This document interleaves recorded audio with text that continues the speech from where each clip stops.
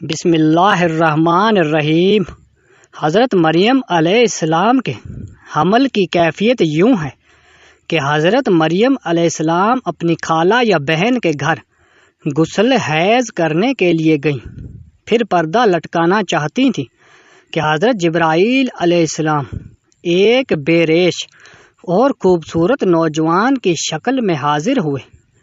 حضرت مریم علیہ السلام نے دیکھا کہ یہ نامحرم میری طرف متوجہ ہے، تو حضرت مریم علیہ السلام نے اس سے فرمایا، میں پناہ مانگتی ہوں تم سے ساتھ اللہ کے، اگر تو پرہیزگار ہے۔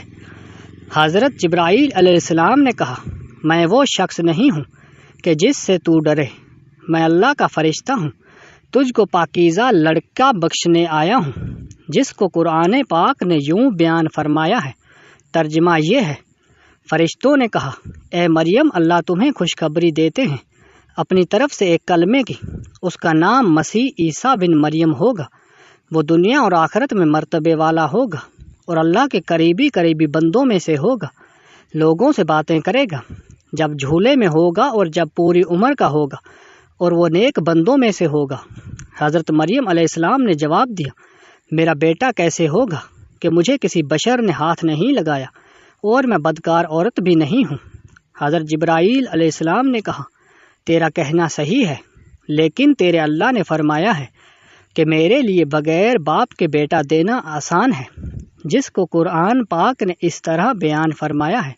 ترجمہ یوں ہے، مریم نے کہا، اے میرے پیارے رب، میرے یہاں لڑکا کیسے ہوگا جب کسی مرد نے مجھے ہاتھ تک نہیں لگایا۔ اللہ نے فرمایا، اسی طرح اللہ تعالیٰ پیدا کرتا ہے جو چاہتا ہے۔ جب وہ کسی کا کام کا فیصلہ کر لیتا ہے تو اس کو کہتا ہے ہو جا، بس وہ ہو جاتا ہے۔ بی بی مریم علیہ السلام کو اسی وقت اتنی بڑی بشارت دی گئی کہ وہ نبی ہوگا، بنی اسرائیل اور تورات و انجیل کا عالم ہوگا، اور وہ بڑے معجزوں والا ہوگا، جس کو قرآن پاک نے یوں بیان فرمایا ہے، اور اللہ اس کو کتاب اور حکمت اور تورات اور انجیل سکھلائے گا، اور وہ رسول ہوں گے بنی اسرائیل کی طرف۔ حضرت عیسیٰ علیہ السلام کی پیدائش۔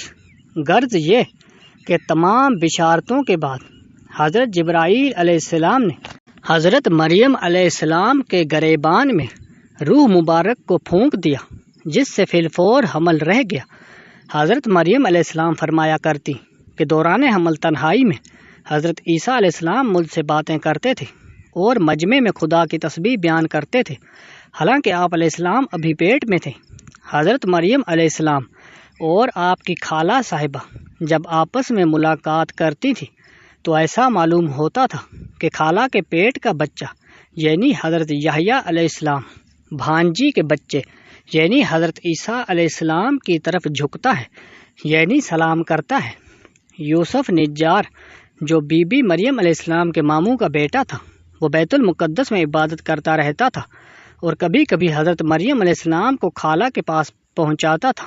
جب حمل کی حالت سے آگاہ ہوا تو اس نے بھی تحقیقات کی، تو حضرت مریم علیہ السلام نے تمام واقعہ بیان کر دیا۔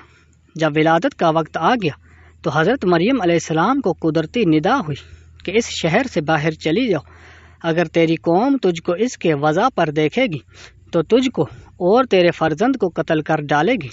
حضرت مریم علیہ السلام بمائے یوسف نجار بیت المقدس سے روانہ ہو گئی۔ حضرت جبرائیل علیہ السلام ان کی راہ پر تھے۔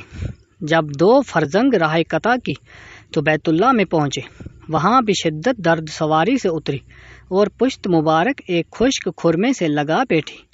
تفسیر حقانی میں ہے کہ ایک پرانا مکان تھا جس میں خشک کھجور کا ایک درخت تھا، جس سے ٹیک لگایا پھر بغیر تکلیف کے حضرت عیسیٰ علیہ السلام پیدا ہوئے۔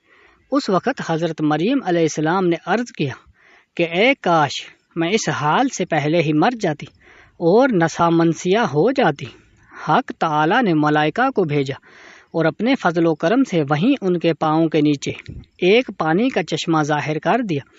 ملائکہ نے حضرت عیسیٰ علیہ السلام کو غسل دیا اور حضرت جبرائیل علیہ السلام بحکم رب خلیل ندا دی کہ اے مریم غمگین مت ہو، اللہ نے تیرے لیے نہر جاری کی ہے اور خشک درخت کو سرسبز کیا ہے، اب تو کھرمے کی شاخ کو ہلا وہ تجھ پر تازہ خرمے گرائے گا، تو تازہ خرمے کھاؤ اور پانی پی اور بیٹے کے دیدار سے اپنی آنکھیں ٹھنڈی کر۔ حضرت مریم علیہ السلام نے کہا، اگر لوگ مجھ سے پوچھیں کہ یہ بچہ کہاں سے لائی ہے تو میں کیا جواب دوں گی؟ حضرت جبرائیل علیہ السلام نے کہا، اگر تو کسی کو دیکھے تو اشارے سے کہہ دینا کہ میں نے خدا کے لیے روزہ نظر کیا ہے کہ کسی بنی آدم سے بات نہ کروں گی۔ اس زمانے میں کھانے اور پینے کے علاوہ باتوں سے بھی روزہ ہوتا تھا، جس کو قرآن پاک نے یوں بیان فرمایا ہے، مریم علیہ السلام نے اس حمل اٹھا لیا اور وہ اس کو لے کر ایک دور کی جگہ چلی گئی۔ پھر دروازہ اس کو کھجور کے درخت کی طرف لے گیا۔ اس نے کہا، کاش میں اس سے پہلے مر جاتی اور بھولی بصری چیز ہو جاتی۔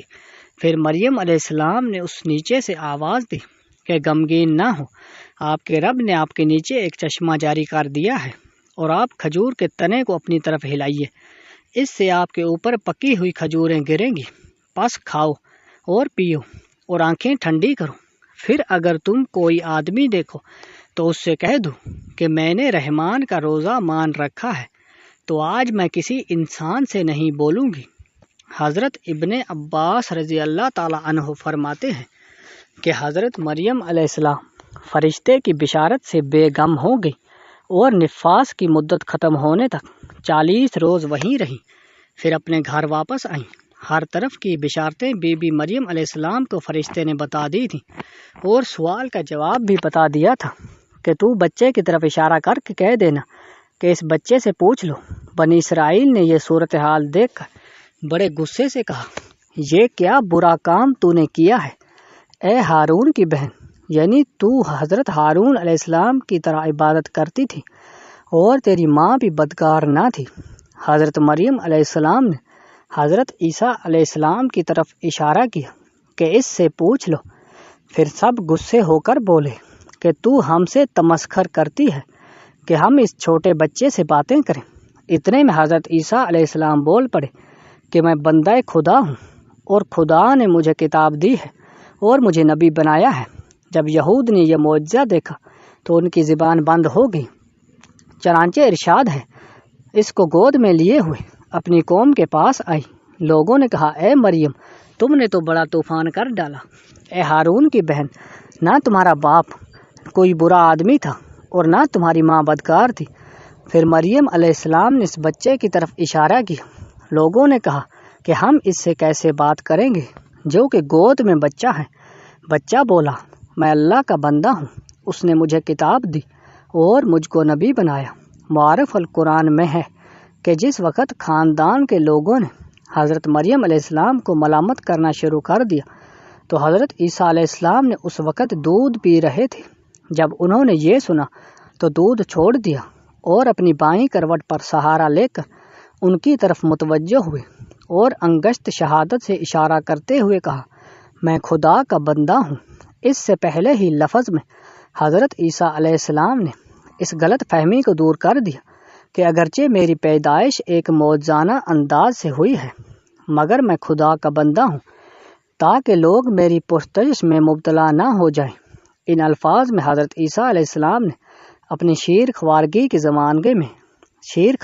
زمانے میں اللہ کی طرف سے نبوت اور کتاب ملنے کی خبر دی۔